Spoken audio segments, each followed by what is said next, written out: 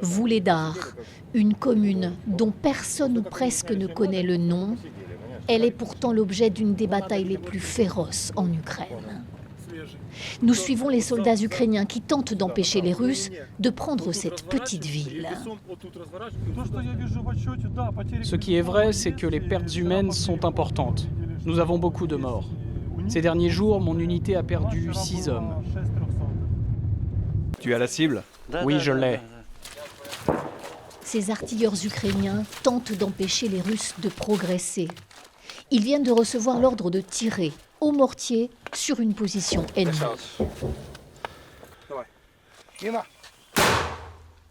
Vitesse d'exécution. Vuhledar est juste en face, les Russes en périphérie de la ville. Voici leur quotidien, tirer, puis se réfugier au plus vite dans leur bunker, situé à une centaine de mètres. Un réduit de quelques mètres carrés, puis se repose 2 jours. Les visages sont épuisés.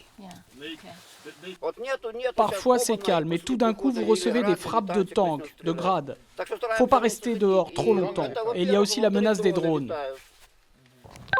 Des hommes qui doivent économiser leurs munitions, alors que les Russes peuvent tirer ici jusqu'à 300 projectiles par jour. On n'en a vraiment pas assez.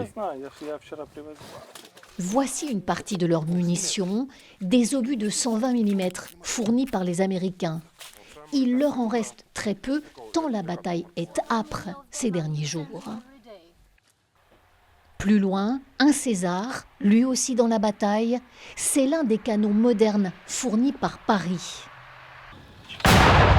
Les Français vont en envoyer 12 supplémentaires.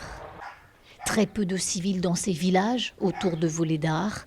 Quasiment toutes les maisons sont détruites. Nous ne croisons que ces 2 agriculteurs. Le bon sens paysan face à l'absurdité de la guerre.